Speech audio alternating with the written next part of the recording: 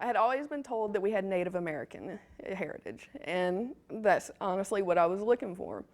And we ordered the kit, I took the test and sent it off, and it was a wait. In the weeks waiting for her ancestry DNA results to come back to the house, Henry County wife and mom Carmen Rexford was spending quiet moments on the couch doing research on that Native American notion she'd heard and believed looking at old family photos.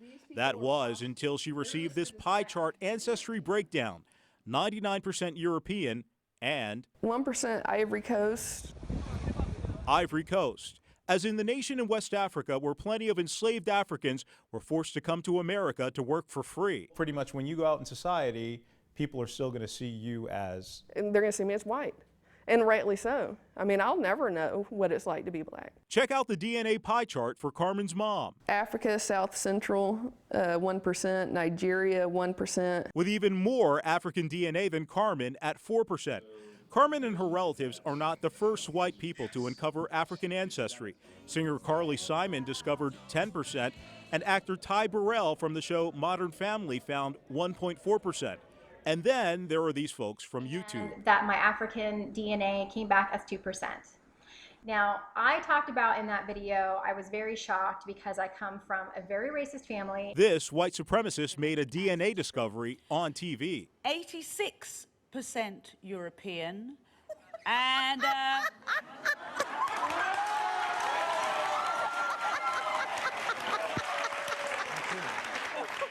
Give it to him. Give it to him. 14% Sub-Saharan African.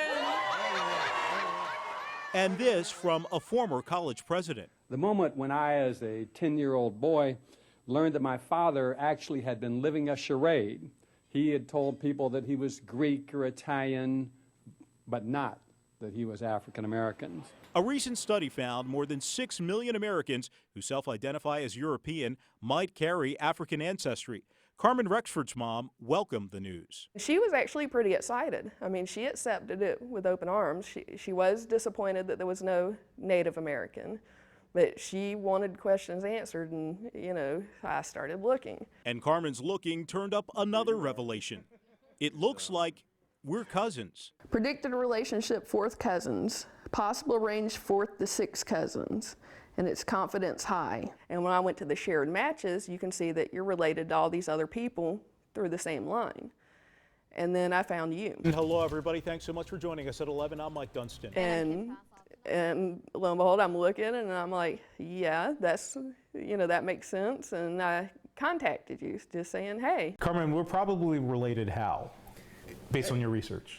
I believe it's through Thomas Craig. He immigrated from Scotland. I've heard the Scots-Irish thing. And he came to Aiken, South Carolina. He moved next door to a William Bradley. And it appears that William Bradley sired 3 daughters with a slave. It does make sense.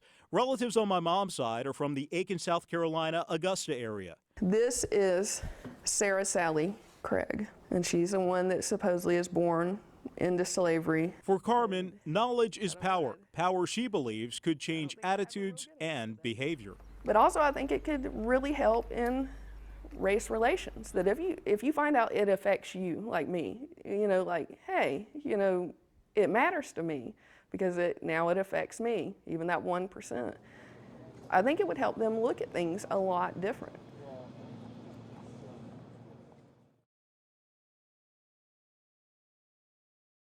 I called some other family members who just denied it.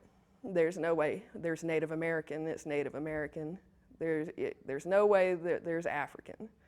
And I tried to explain to them, DNA doesn't lie. It's been pretty firmly established that we all, humanity started in Africa, so we all have African ancestry to a certain extent. Social psychologist Dr. Bryant Marks is a Morehouse College professor who researches racial identity. Last 400 or 500 years, when race has popped up in a more concrete, biologically based way with value added to it, then you have these dynamics.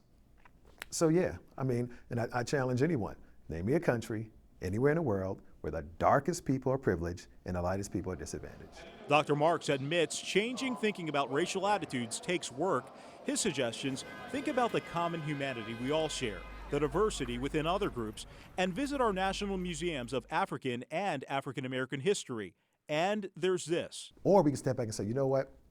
This person, regardless of the package they come in, they're an individual. And they have thoughts, feelings, and so forth that may not fit the category that they fall within. Let me take the time to find out. This is in Aiken. Back in Henry County, I narrowed down the part of my family where I knew that the African ancestry came from. Carmen Rexford shares another revelation. And when I went to the shared matches, you can see that you're related to all these other people through the same line. And then I found you. Hello, everybody. Thanks so much for joining us at 11. I'm Mike Dunston.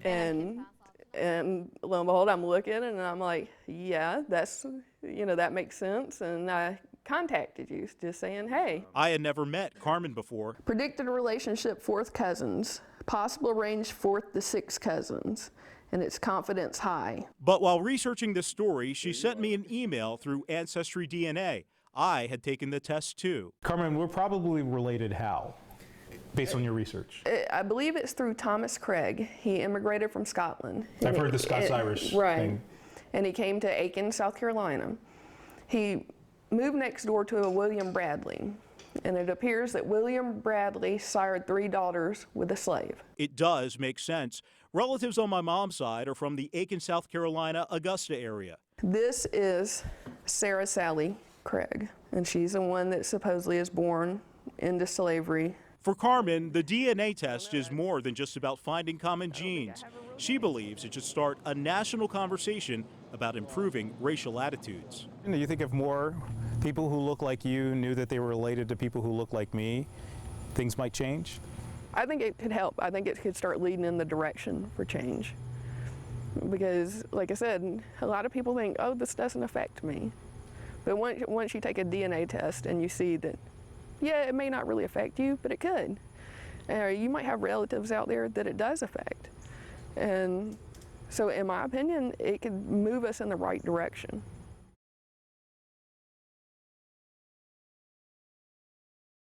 It started with a swab, with CBS 46 anchor Tracy Hutchins scraping both cheeks with these two Q-tip-like devices, then breaking them off into vials and putting them in a pouch. I didn't do it for so long, my cheek hurt. Fellow anchor Sharon Reed did the same thing back in November as part of my Suddenly Black special report, and so did I. Then I took a trip to the post office to send the samples to the labs of MyHeritage DNA.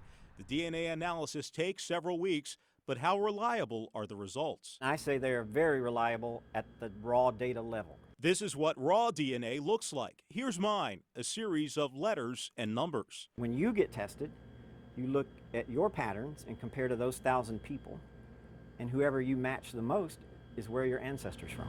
That's Dr. Nathan Bowen. All humans are 99.9% identical. The geneticist and Clark Atlanta University assistant professor says genealogical DNA tests can be great for pinpointing general geographic regions, but he says there are limitations. The same person might get varying ethnicity breakdown results from a different test because of different reference population source data, algorithms from different companies, and this. You can never guarantee that there wasn't some migration that brought in some different ancestry. And DNA isn't the only way. You can also learn from historical records. Yvette! Hey! Meet Yvette Corporon, a family history author who works with MyHeritage DNA. With just names and birth dates, researchers dug into our family backgrounds. You didn't know your grandfather? Nobody. Or your grandmother? Expired when I was. They died. They were dead. Yvette revealed family trees going back 5 generations. They have those houses And they're up and still down the there. same street. No kidding. All the brothers and sisters. Including information about Sharon's father's family from North Carolina. Your nanny's father, Walter Bolton, died on September 3rd of 1944. A day before, his brother Ronnie also passed away, and that made it in the local papers. And she unveiled this about Sharon's great-great-great-grandparents on her mom's side. This shows here Penrose Flowers, and it shows that he was 41 years old, that he was a male, and that the M is for mulatto. Yeah. So he was mixed race. And then his wife is listed as black.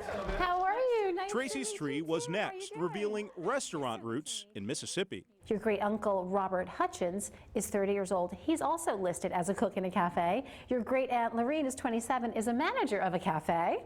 And your great aunts Barbara and Margie, 16, are both waitresses in the cafe. Well, my granddad could cook. He could turn Jiffy cornbread into like an amazing meal. She also found a military war hero in her great-grandfather. So this is the World War I draft registration. He was 31 years old and a farmer in Hot Springs. I learned of a similar revelation. On your father's side, your paternal grandfather, Joseph Nelson Dunston. This is his World War I draft card. Wow, he was in World War I? He was in World War I. Here's a copy of it right there. And discovered immigrant roots decades before crews built New York's Ellis Island. This document here shows where your great-great-great-grandparents came from when they arrived in this country. It shows that they came over on the ship Adelheid from Antwerp, Belgium, on May 30th of 1854. This is from the ship's manifest, and this says a lot. This shows you a lot. 1854? 1854. That was before the Civil War? Yes.